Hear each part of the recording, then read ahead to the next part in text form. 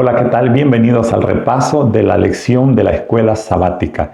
Les doy una cordial bienvenida y ojalá que esta semana sea una semana como la anterior en los estudios, de mucho crecimiento y que podamos entender mejor cada día el carácter maravilloso de nuestro Dios.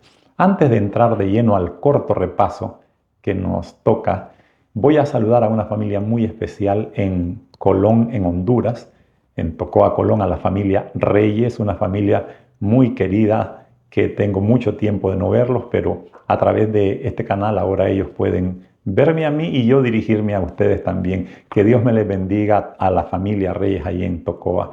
Pero voy a aprovechar también, ya que tuve el privilegio esta semana de hablar por teléfono con otro buen amigo de ahí de Colón, de nuestra amada iglesia, el hermano Tino Pinto. Hermano Tino, que Dios me le bendiga. Qué gusto saludarle. Tuvimos el gusto de hablar por teléfono esta semana. Tenemos de no vernos, no sé, 20 y pico de años de no vernos, pero ahora al menos a través de estos videos podemos hablar o mirar un poco. Dios les bendiga a todos los que están pendientes de este programa y quisiera pedirles que por favor se suscriban. Si ustedes ven, están viendo los videos pero no se están suscribiendo.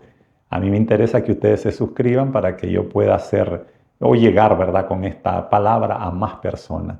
El repaso de la lección para esta semana se llama el conflicto detrás de todos los conflictos. En la parte del sábado nos introducía la lección del sábado que esta semana y la próxima semana vamos a estar en un tema delicadísimo. No va a ser un tema tan fácil como estas 3 semanas anteriores. El tema de ahora, esta semana y de la próxima semana será un tema delicado y un tema espinoso. ¿Por qué? Porque vamos a entrar ahorita en guerras, en batallas en las que Dios está presente para que el pueblo de Israel pueda conquistar la tierra. En la parte del sábado aprendimos 3 cosas que generan preguntas que pueden desconcertar la mente de muchos. La número 1 del sábado que aprendimos, la primera cosa es que esas guerras fueron ordenadas por Dios. Imagínense, Dios le ordena a su pueblo que vaya a esa guerra para desalojar a los cananeos. Número 2, esas guerras se hacen en el nombre de Dios. Y número 3, esas guerras se llevan a cabo con la ayuda de Dios. Si ustedes suman estas 3 cosas por orden de Dios, en el nombre de Dios y con la ayuda de Dios se hacen estas guerras, entonces surge en la mente de muchas personas que no conocen el trasfondo de las guerras humanas, surgen preguntas como por ejemplo, ¿cómo es posible que el pueblo de Dios, el pueblo de un Dios santo, tenga que meterse en batallas tan sangrientas, en conflictos donde hay derramamiento de sangre y muerte? ¿Cómo es posible que siendo el pueblo de Dios tengan que hacer eso? Pero también surge otro tipo de preguntas y es, ¿cómo poder conciliar a un Dios amoroso con un Dios guerrero? De hecho, esto es espinoso para mucha gente. Esto es complicadísimo. No logra la gente poder entender o conciliar. Dios es amor, pero Dios es guerrero. Dios ordena estas guerras. Permite que en su nombre se lleven a cabo estas guerras. Y peor aún, Él da su poder, su ayuda para que haya esa guerra tan terrible y desalojar a los cananeos y entregar la tierra a su pueblo. Pero el título de la lección de esta semana nos va a ayudar muchísimo. Y no olviden el título, el conflicto detrás de todos los conflictos. ¿Por qué tenemos problemas para conciliar las guerras en el nombre de Dios y con su ayuda, ordenadas por Dios, a un Dios amoroso? ¿Cómo conciliar un Dios amoroso con un Dios guerrero? El problema es cuando no hemos entendido lo que el título de la lección quiere enseñar. Detrás de todas las guerras y batallas aquí en la tierra hay un conflicto mucho más grande que se está librando. Pero los humanos solo podemos ver lo que está frente a nuestra vista. Pero para eso es el estudio de esta semana. Para que recordemos que siempre se está librando un conflicto mucho mayor que el que nosotros estamos viendo. Por eso en la parte del domingo, la lección se llama, para el domingo 19 de octubre, el comandante de los ejércitos del Señor. Nos mandaron a leer Josué capítulo 5, que voy a leer ahora yo, y voy a leer 2 versículos nada más del capítulo 5, el versículo 13 y el versículo 14. Dice: estando Josué cerca de Jericó, alzó sus ojos y vio un varón que estaba delante de él, el cual tenía una espada desenvainada en su mano. Y Josué, yendo hacia él, le dijo: ¿Eres de los nuestros o de nuestros enemigos? Y él respondió: No, mas como príncipe del ejército de Jehová he venido ahora. Entonces Josué, postrándose sobre su rostro en tierra, le adoró y le dijo: ¿Qué dice mi señor a su siervo? Y el príncipe del ejército de Jehová respondió a Josué: Quita el calzado de tus pies, porque el lugar donde estás es santo. Y Josué lo hizo. La pregunta con esa cita es: ¿qué dice este texto acerca del trasfondo de la conquista de Canaán? Josué está por conquistar la primera, ¿cómo se llama?, ciudad, Jericó. ¿Recuerdan cómo se caen los muros? Pero antes de que eso suceda, para que ustedes y yo entendamos que detrás de esas batallas terrenas humanas hay algo, hay un trasfondo, hay algo detrás de eso. Se apareció allí un guerrero celestial, nada más y nada menos que Jesucristo, aquí presentado como el comandante o el príncipe de los ejércitos de Jehová. Este no puede ser un ser creado, no puede ser un ángel, porque dice que Josué lo adoró y le llamó mi Señor. Por la percepción del Espíritu Santo, Josué entiende que no está frente a un ángel. Y si hubiese sido un ángel, el ángel no hubiese permitido que Josué lo adorara, porque eso es insólito, es prohibido. Los ángeles no pueden ser adorados porque son seres creados. Sin embargo, este ser maravilloso, Jesucristo, que adopta aquí este título príncipe de los ejércitos celestiales, permitió que Josué lo adorara. Pero otra cosa que es increíble es que dice este ser celestial a Josué: quita el zapato de tus pies, porque el lugar donde estás es santo. Un ángel no puede volver santo un lugar, porque la fuente de santidad sabemos que es Dios, pero este ser sí lo puede hacer. Ustedes recuerdan que en el capítulo 3, no lo leemos ahora, en el capítulo 3 de Éxodo, a Moisés se le dice lo mismo.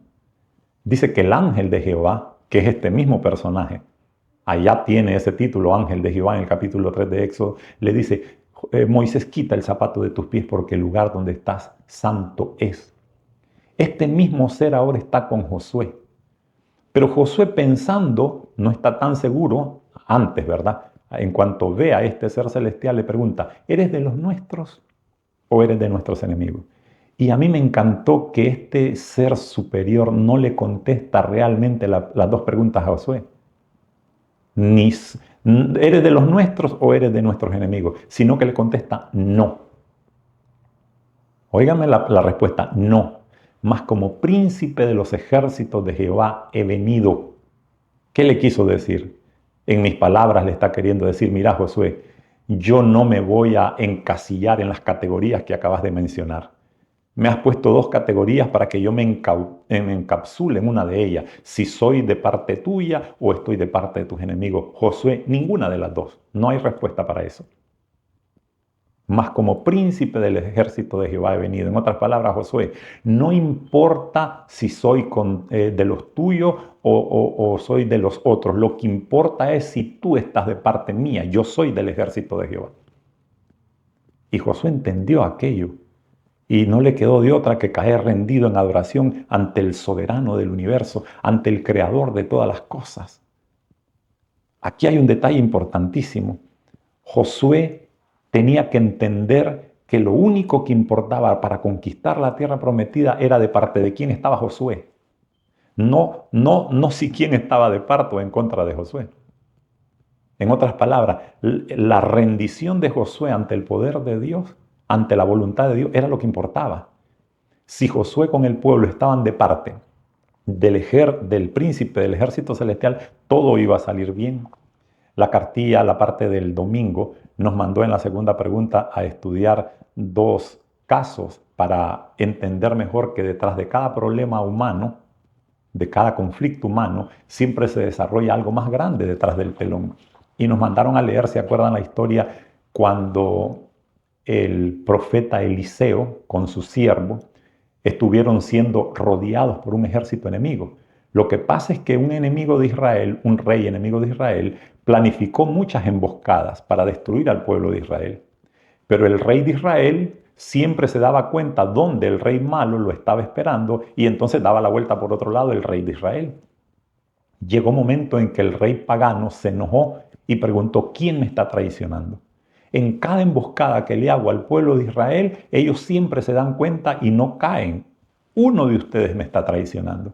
Y dice la Biblia, el relato que van a leer ustedes para contestar esa pregunta del domingo, la segunda, dice que un siervo le dijo al rey, no, señor mío.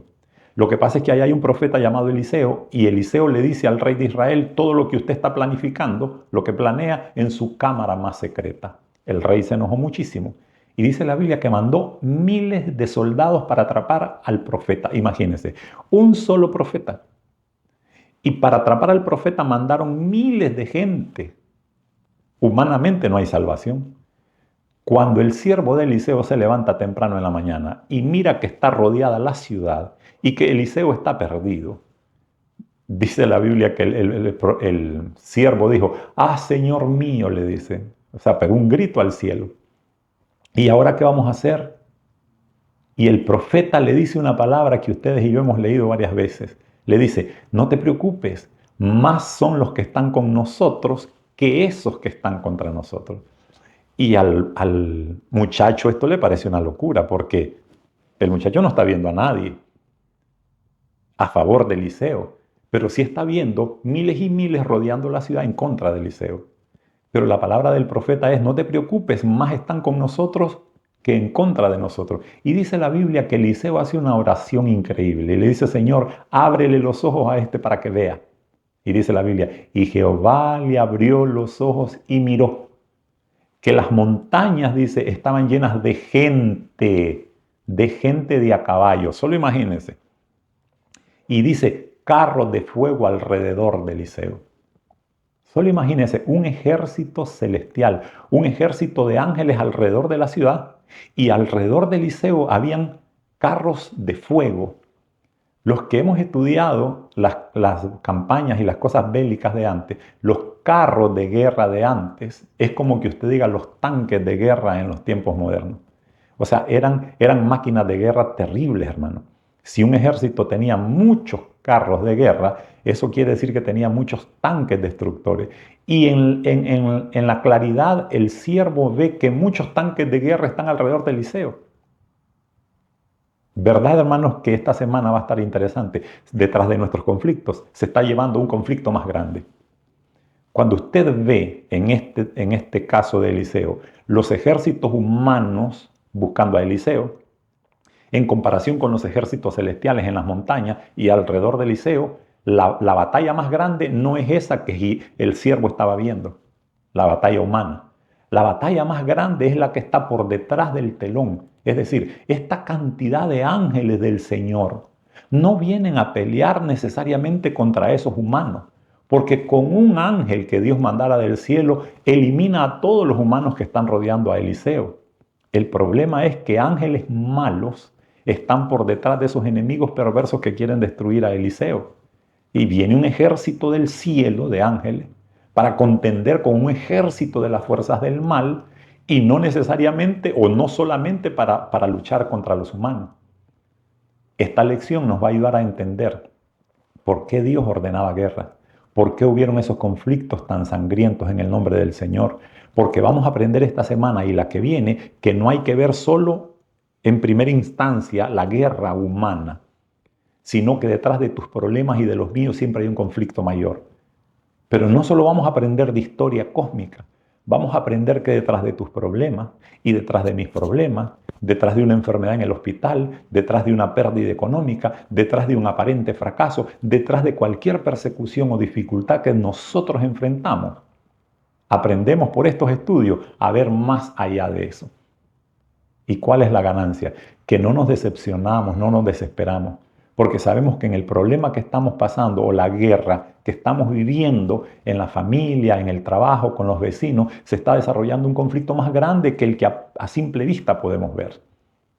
Cuando uno entiende el título del tema de esta semana, el conflicto detrás de todos los conflictos, aprendemos a batallar y a triunfar con más facilidad. Pero cuando solo vemos que mi vecino me está molestando, cuando solo vemos que mi esposa me está molestando, cuando solo vemos que el jefe del trabajo o que la enfermedad o que la desgracia, cuando solo nos centramos aquí en la parte humana, casi nos volvemos locos. llegamos a desconfiar, a renegar de Dios. Pero cuando aprendemos a ver que detrás de eso que yo mencioné se está llevando a cabo un conflicto más grande, es decir, que fuerzas del bien con fuerzas del mal están batallando, nuestra cosmovisión de esas cosas nos ayuda a ver que somos apenas una parte pequeña de un conflicto grandísimo que se está llevando a cabo. La cartilla nos enseña esta semana que con esta visión, esta cosmovisión, tenemos que aprender a ver las batallas de Israel para conquistar Canaán. Y cuando vemos que detrás de cada guerra que Israel libra en Canaán hay un conflicto superior, no vamos a estar culpando a Dios de que un Dios amoroso, pero un Dios guerrero, sanguinario, que no lo podemos, no podemos hacer compatibles estas dos cosas. En la parte del lunes aparece otro título para el lunes 20 de octubre. Se llama Guerra en el cielo. Recuerden que esta semana y la otra estamos hablando de conflictos. Céntrense ustedes en entender cada versículo a la luz de la batalla cósmica. Y estos versículos, hay 3 citas aquí que los adventistas las sabemos casi de memoria. Entonces nos hacían una pregunta con 3 citas bíblicas. Josué comprendió que la batalla que estaba por librarse formaba parte de un conflicto mayor. ¿Qué sabemos del conflicto en el que Dios mismo era partícipe? Oigan la pregunta, ¿qué sabemos nosotros del conflicto en el cual Dios mismo era partícipe? Y nos dieron a leer una cita, 3 de hecho, pero yo voy a leer, aunque sea una, las 3 están importantísimas.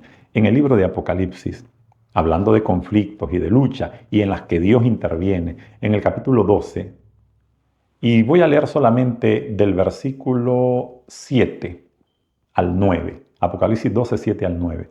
Después hubo una gran batalla en el cielo. Miguel y sus ángeles luchaban contra el dragón y luchaban el dragón y sus ángeles. Pero no prevalecieron ni se halló ya lugar para ellos en el cielo. Y fue lanzado fuera el gran dragón, la serpiente antigua que se llama Diablo y Satanás, el cual engaña al mundo entero, fue arrojado a la tierra y sus ángeles fueron arrojados con él. Empieza la cita de hoy. Hubo una gran batalla en el cielo. No dice en el jardín del Edén. Eso es mucho antes, en el cielo. Luchaban Miguel y sus ángeles contra el dragón y sus ángeles. Más abajo dice, yo leí que el dragón es Satanás, la serpiente antigua, que se llama Diablo y Satanás. En otras palabras, aquí quienes están luchando increíblemente en un lugar de paz en el cielo, es Jesucristo comandando a los ángeles que no cayeron, están en un conflicto contra Satanás y sus ángeles. Para entender por qué están luchando en el cielo especialmente, voy a leer la otra cita, aunque sea una. La otra cita que nos dan es Isaías 14, versículo 12. Entonces dice así, Isaías 14, el versículo 12 y 13 tal vez, es bueno que lo lea. La cita es mucho más larga. Dice así, ¿cómo caíste del cielo, oh lucero hijo de la mañana? Miren cómo Dios se queja, o más bien le duele la caída del ángel más poderoso que él creó. Dice, ¿cómo caíste del cielo, oh lucero hijo de la mañana? Cortado fuiste por tierra tú que debilitabas a las naciones. Tú que decías en tu corazón, subiré al cielo, y en lo alto junto a las estrellas de Dios levantaré mi trono, y en el monte del testimonio me sentaré a los lados del norte. ¿Qué es lo que quería este ser aquí? Subiré al cielo y junto a las estrellas de Dios levantaré mi trono. Miren cómo este ángel que es creado, que ahora lo conocemos como Satanás, se llamaba Lucifer, Luzbel, lucero de la mañana, se le ocurrió a él establecer un trono para ser adorado como Dios era adorado. Pero eso no es todo. Había dicho que no las iba a leer, pero es que son tan importantes. Voy a leer la otra cita sobre este mismo personaje en el libro de Ezequiel, en el capítulo 28, en el versículo... Miren, la lectura es desde el 11 hasta el 19 para entender bien, pero yo solo les voy a leer el 14 en adelante, dice. Desde el 13 dice, en el Edén, en el huerto de Dios estuviste. Oiga, ¿dónde vivía antes este ser maligno? De toda piedra preciosa era tu vestidura, de cornelina, topacio, jaspe, crisólito, berilo, ónice, zafiro, carbunclo, esmeralda, oro. Los primores de tus tamboriles y flautas estuvieron preparados para ti el día de tu creación. tú querubín grande protector. Yo te puse en el santo monte de Dios, allí estuviste, en medio de piedras de fuego te paseabas. Perfecto eras en todos tus caminos desde el día que fuiste creado hasta el día en que se halló en ti maldad. Se enalteció tu corazón a causa de tu hermosura. Corrompiste tu sabiduría a causa de tu esplendor. Yo te arrojé por tierra delante de los reyes, te pondré para que miren en ti. Y la cita sigue, pero ahí en su casa ustedes la van a leer toda. Lo curioso es que en la primera cita de Apocalipsis yo leí que hubo una gran batalla en el cielo. Y después de leer yo pregunté por qué hubo una batalla en el cielo. Estas dos citas de Isaías y de Ezequiel nos dicen que se le subieron los humos a la cabeza al ser más esbelto, más precioso, más hermoso que Dios había creado. Esta última cita de Ezequiel, cuando ustedes la estudien en la casa, la estudien, no hacía la carrera como lo hice yo ahorita, analicen cada detalle. Perfecto eras en todos tus caminos. Miren el tipo de vestido, el ropaje que Dios le había hecho a Lucifer, al que ahora es Satanás, el día que lo creó. Eso a mí me impresiona. Menciona un montón de tipos, no son telas, son metales preciosos. El vestido era de todo eso. Dice, los primores de tus tamboriles fueron preparados. O sea, hubo una gran fiesta de música el día que él fue creado. Hasta el día que se halló en ti maldad. ¿Y qué es lo que quería él? Subiré a lo alto, junto a las estrellas de Dios levantaré mi trono.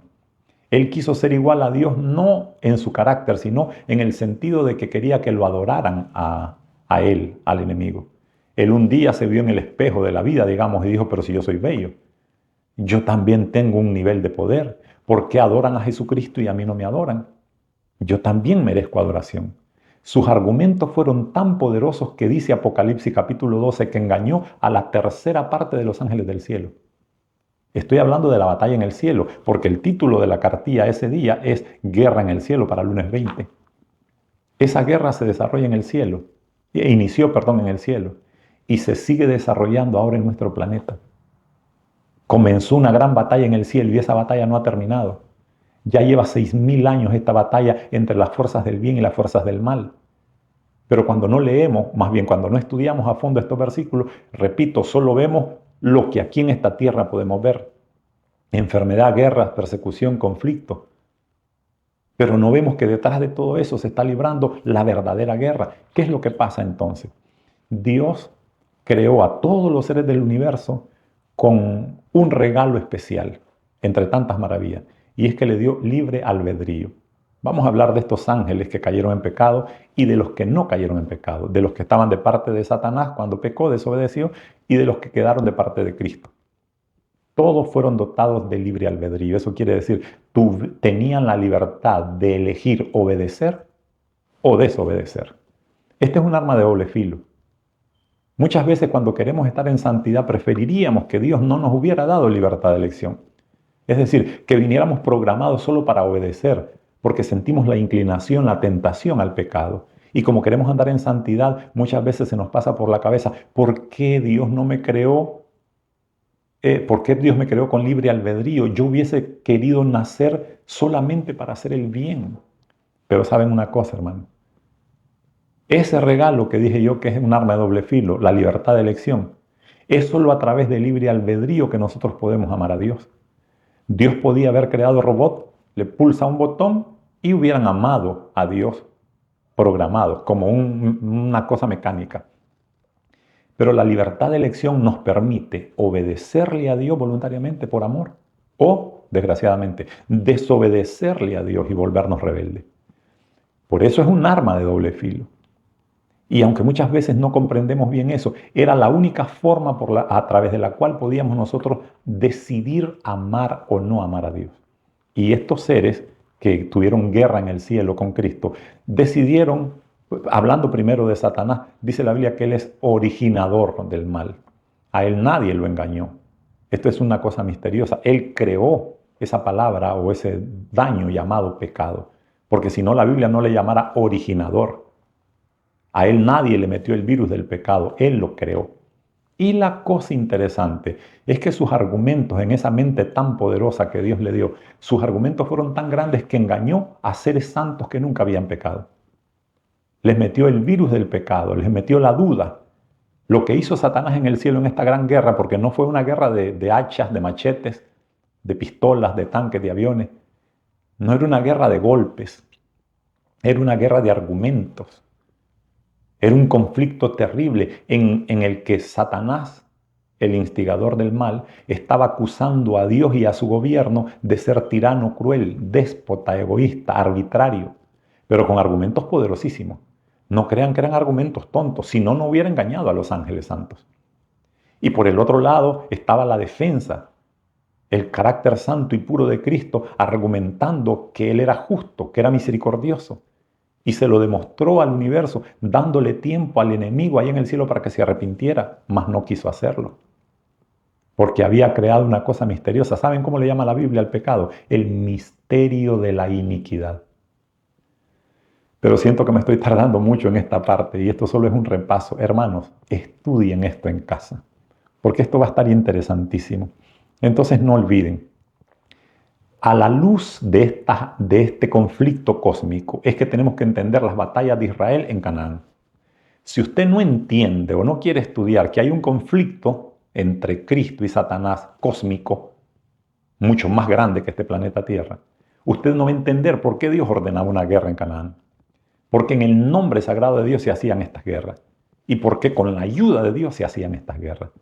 Por favor, yo siento que esto es clave esta semana. Si entendemos el tema de trasfondo, el tema del gran conflicto entre las fuerzas de Cristo y las de Satanás, si entendemos que hay una guerra verdaderamente horrorosamente grande, estas guerras del mundo no nos van a confundir y vamos a poder ver que Dios es amor y que al mismo tiempo es un Dios guerrero, pero es un Dios guerrero contra el mal.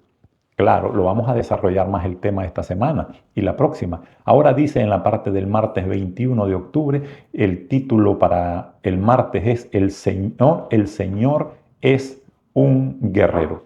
Y para esto sí les voy a leer una cita, porque nos hicieron una pregunta. ¿Qué significa el hecho de que Dios sea un guerrero? Nos mandaron a leer Éxodo capítulo 15. Oigan qué buena pregunta. ¿Qué significa el hecho de que Dios sea un guerrero? Les decía yo Éxodo capítulo 15 y voy a leer el versículo 3 en adelante. Dice así: Jehová es varón de guerra, Jehová es su nombre. Lo voy a volver a leer. Jehová es varón de guerra, Jehová es su nombre. Echó en el mar los carros del faraón y su ejército, y sus capitanes escogidos fueron hundidos en el mar rojo.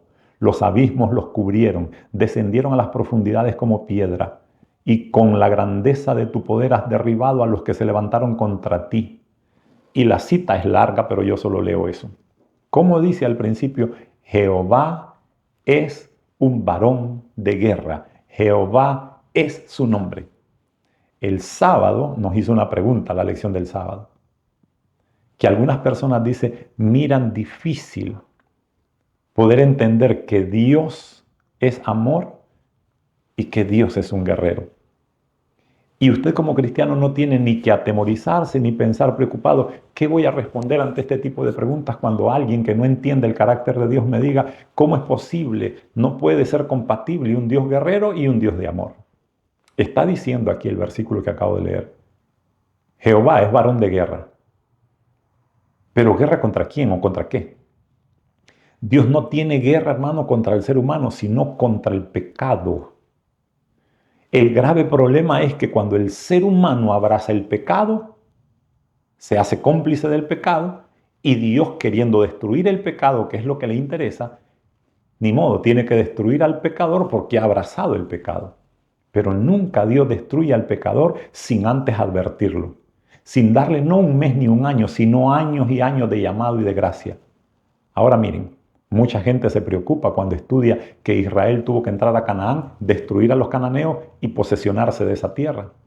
Pero esa gente que critica el carácter de Dios no logra estudiar, pareciera que no le interesa, que 400 años antes que Israel entrara a destruir a los cananeos, 400 años antes Dios ya había prometido a Abraham, a Isaac y a Jacob, yo les voy a dar la tierra de Canaán.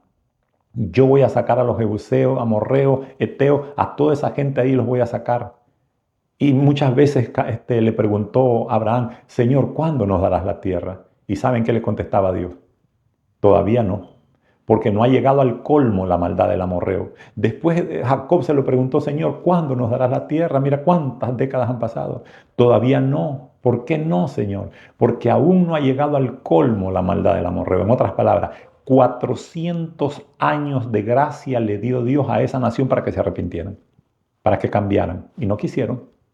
Prueba de ello son lecciones que ustedes y yo ya hemos estudiado. ¿Perdonó Dios a una cananea con toda su familia, a Rahab la prostituta? Sí la perdonó, pero era cananea. ¿Qué hizo la diferencia entre el perdón o ser destruida con el resto de cananeos? Que Rahab la ramera con la familia reconocieron a Dios y se arrepintieron. ¿Se acuerdan otra lección que estudiamos ya anteriormente? ¿Perdonó a los gabaonitas que también eran cananeos? Sí los perdonó. ¿Por qué? Porque los gabaonitas reconocieron a Dios. No quisieron entrar en conflicto con Israel. Y los gabaonitas, aunque a través de un engaño, pero Dios al final terminó bendiciéndolos, dándoles la vida y no los destruyó. Lo mismo le iba a pasar a los demás cananeos si ellos hubieran reconocido a Dios, si no hubieran sido tan malos, tan perversos. Entonces, cuando uno entiende eso, que Dios les dio 400 años de gracia y no quisieron hacer nada en esos 400 años, un día tenía que llegar el juicio. Y el juicio para ellos, porque Dios no va a tolerar el pecado para siempre. Dios tiene paciencia con usted, conmigo, pero no tolerará para siempre el mal. Pero un día tenía que hacer juicio. Cuando uno entiende que hay un conflicto detrás de los conflictos terrenales, se da cuenta que la entrada de Israel a Canaán, la destrucción de los cananeos, era ya la fase ejecutiva del juicio de ellos. Porque ya había llegado al colmo la maldad de ellos. Habían rebosado ya 400 años de paciencia de Dios y ahora tocaba el juicio. Ya que no quisieron arrepentimiento en 400 años, tocaba juicio. A mí me impresiona que Dios lo anuncia porque Él sabe el principio. Él sabe el fin desde el principio. 400 años antes anunciando que iba a haber un juicio para esas naciones. Entonces, ¿el Señor es un guerrero? Sí lo es. La cartilla del martes 21 dice que, para entender, ¿verdad?, que este guerrero, el celestial, el Dios el guerrero, está guerreando una guerra cósmica. No solamente lo que miramos aquí, nos hace recordar cuando Moisés se fue a pelear con Faraón. Ustedes y yo y el mundo entero en general, cuando leemos esos relatos, lo primero que vemos es a un rey Faraón endurecido, rebelde, terco, malvado, a un Moisés que lleva humanamente todas las de perder porque le puede mandar a cortar la cabeza al rey. Es decir, vemos dos seres humanos en un pleito ahí. Eso es lo que se ve de primas a primera. Pero la cartilla, yo no lo voy a leer, nos mandó a leer Éxodo 12:12, donde declara que Dios tenía pleito, Dios dice, contra los dioses de Canaán. Oiga bien, mientras está Moisés peleando con el faraón, lo que simplemente se ve a simple vista, por detrás hay una guerra horrible, dice que Dios está peleando con los dioses cananeos. Después nos mandaron a leer Levíticos 17:7 y Deuteronomios 32:17, donde dice que Dios, ese día, en esa ocasión de Moisés con el faraón, estaba peleando, dice, contra los demonios, así dice. Pero ¿quién mira eso? Solo miramos a Moisés peleando con el faraón. Lo único que vemos nosotros a simple vista es la terquedad de este hombre, la fidelidad de Moisés, el amor de Moisés por sacar al pueblo, pero no vemos el trasfondo. De eso se trata la cartilla esta semana.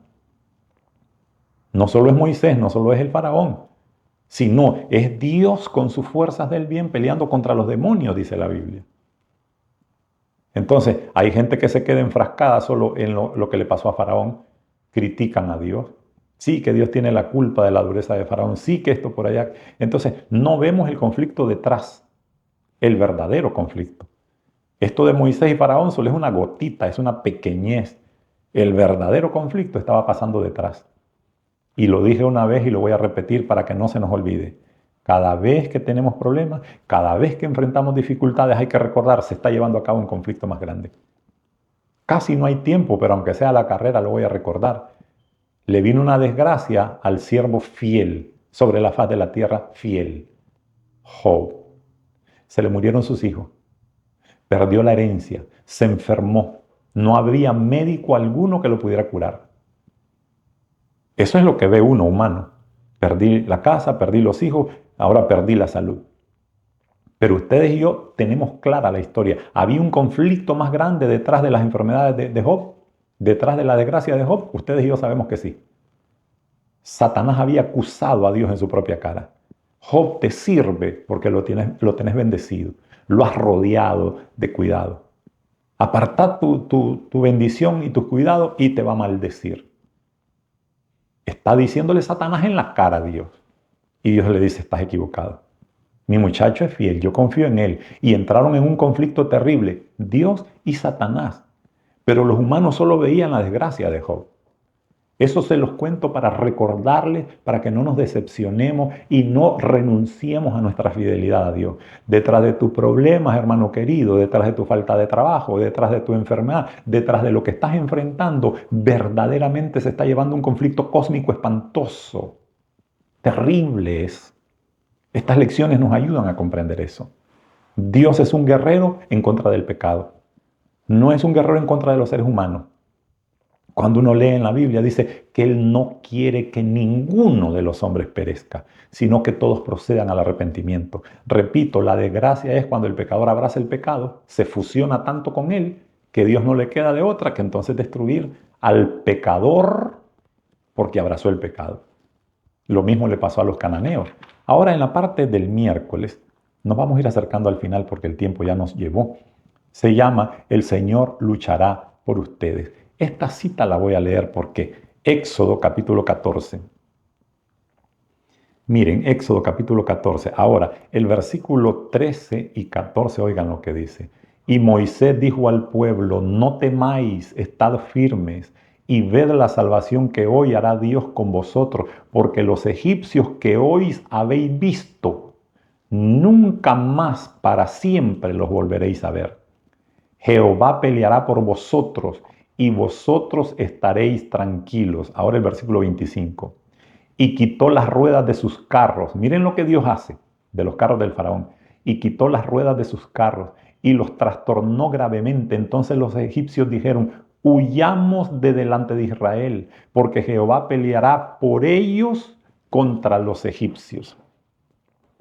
Es interesante, a mí me llamó la atención que los propios egipcios, el propio faraón, la propia gente mala está comprendiendo que Dios está luchando de parte de los israelitas. Porque pasaron cosas misteriosas. Las ruedas de los carros se salían solitas. Y ustedes creen que es que eran gente tonta que no sabían ponerle buenas cuñas a las ruedas para que no se salgan. Estamos hablando de carros de guerra, lo mejor de lo mejor. ¿Cómo es que salían volando las ruedas de repente? Y dice la Biblia, los trastornó gravemente, es una confusión terrible. Entonces, a mí me gusta el testimonio que dan estos egipcios malos, porque están reconociendo que un poder sobrenatural, que eso no es humano, eso que está pasando no es humano, es un poder sobrenatural, y que eso tiene que ser el Dios de los israelitas. ¿Y cómo dijo Moisés? Esos egipcios que están viendo, nunca más los vas a volver a ver, porque Dios va a pelear por vosotros. La cartilla del miércoles 22 de octubre señala que el plan original de Dios fue que Israel no peleara. Miren qué lindo y qué desgracia lo que pasa después. El plan original de Jehová es: mi pueblo no va a pelear, no se va a volar espada con nadie. Yo voy a pelear por ellos. Y muestra de eso es cómo con su poder desbarató los carros, que no eran indestructibles. Pero Dios los agarró como hojas secas de los árboles. Los tiró por allá. Peleó Dios. Israel no tuvo que volar machete, no tuvo que volar espada, no tuvo que forzarse. Solo tenían que estar quietos viendo la salvación de Jehová. ¿Ustedes se acuerdan cuando las murallas de Jericó? Igual pasó. Los israelitas no tuvieron con piochas y palas que derribar las murallas, sino que por la obra misericordiosa de Dios se cayeron esas murallas. Entonces el plan original de Dios era que ellos no pelearan, que ellos no se involucraran en eventos sangrientos. Ese era el plan original de Dios. ¿Saben cuál es el problema? Como se está llevando una batalla mucho más grande por detrás del telón, Satanás, esta fuerza invisible, hizo que el pueblo de Israel desobedeciera terriblemente, abiertamente. Y como resultado, Dios los puso 40 años en el desierto a esa generación como castigo. Como resultado, Dios hizo que ese pueblo de Israel tuviera que entrar en batallas personales cuerpo a cuerpo para Dios mostrar cómo su poder una vez más los salvaba. Hubo en la parte del jueves, para que le agarremos una colita a la parte del jueves y ampliar más esto que acabo de decir yo. Nos mandaron a leer dos citas, Éxodo y Josué, donde aparecen dos batallas y dice, ¿qué similitudes encuentras entre estos dos relatos bélicos y en qué se diferencian? Resulta que Amalek tenía guerra contra los israelitas. Lo curioso es que antes de esta guerra, Amalek es un pueblo malo que viene a atacar a los israelitas. Antes de que Amalek venga, los israelitas habían desobedecido terriblemente. En esa cita que ustedes van a leer en casa dice que los israelitas estaban renegando, estaban rebeldes. Y dice que hicieron una pregunta que a Dios lo ofendió en extremo. Y dijeron ellos, ¿verdaderamente, dice Dios, estará con nosotros? Si ustedes leen esa pregunta, pareciera que no suena ofensiva. Lo que pasa es que Dios les había hecho cientos de milagros. Dios había mostrado que había estado con ellos paso a paso, sacando agua de donde no había, dándoles comida de donde no había. Y tienen el descaro en su enojo, en su reniego de decir, verdaderamente, dice, ¿estará Dios con nosotros? En mis palabras es como que hubieran dicho, la verdad es que no sabemos si Dios está con nosotros. ¿Quién sabe si Dios estará con nosotros? A lo mejor estamos abandonados. Y Dios se sintió ofendidísimo porque cuánta cosa había hecho Dios por ellos y tienen el descaro de hacer esa pregunta. Entonces, ¿saben qué? Dios en su amor, no en castigo, en su amor, permitió que los amalecitas vinieran a pelear con Israel para hacerles un milagro sorprendente una vez más, para que esa pregunta diabólica, ¿estará Dios con nosotros?, no se volviera a repetir en sus mentes. Y dice la Biblia que el ejército de Amalek era terriblemente grande. Y entonces Moisés manda a Josué con el ejército que vaya a pelear. Pero Moisés se queda allá arriba de la montaña viendo, como en una visión panorámica, lo que está pasando allá abajo. Pero Moisés está orando. Y dice la Biblia que mientras Moisés levantaba las manos, el pueblo de Dios prevalecía. Pero cuando se cansaban las manos en la oración, bajaba las manos para descansar y dice que Amalek prevalecía. O sea, Amalek venía a destruir. Entonces Aarón y otro personaje importante que estaba ahí, que se llamaba Ur, le levantaban las manos, le ponían piedras debajo para que las manos estuvieran altas. El pueblo de Israel se dio cuenta que esa batalla contra los amalecitas era imposible de ganar. Solo era posible por la intervención de Dios. ¿Y cómo se daban cuenta de la intervención de Dios? Allá arriba estaba su líder con las manos para arriba, ellos ganaban, ganaban, ganaban. Si su líder dejaba la conexión, perdían, perdían, perdían. Ese no era un castigo de Dios, a pesar de que ellos se merecían un castigo por haber dudado de la presencia continua de Dios. Dios con eso les quiso decir, una prueba más de que ustedes triunfan, de que ustedes ganan, es solo por mí. Mientras el siervo Moisés esté elevando los brazos al cielo, yo les doy la victoria. Mientras los baja, no. Esta victoria es posible solo por mí. Entonces, no tenemos nosotros como cristianos que huir a la respuesta si Dios estaba presente en las guerras de Israel cuando estaban volándole machete a todo el mundo ahí. Claro que Dios estaba presente. Él los hacía ganar. Pero si solo miran el machete, la espada y el chorro de sangre cayendo allá abajo, es un Dios cruel, malo, sanguinario. Es un Dios terrible. ¿Cómo puede ser amor ese que está haciendo esas cosas allí? Claro, si solo miramos eso. Pero si miramos el verdadero conflicto. Porque ustedes y yo somos claros, en la batalla de Amalek que van a estudiar en la parte del jueves, hay hombres físicamente peleando con espada. Josué con el ejército de Israel, Amalek con su ejército se están matando con el machete. Eso es físico. Pero prueba de que hay un conflicto espiritual detrás es que Moisés está ganando en oración. ¿Qué quiere decir eso? Que los ángeles de Dios tenían detrás de esa guerra de machetes verdaderos, de machetes literales, los ángeles de Dios con los ángeles del enemigo estaban llevando una batalla más terrible. Y la intercesión de Moisés demuestra que se estaba llevando a cabo una batalla por detrás de esta batalla terrena. Entre machetes y sangre y muertes y caídas y todo eso, nosotros vemos que hay un conflicto más grande detrás de todo eso.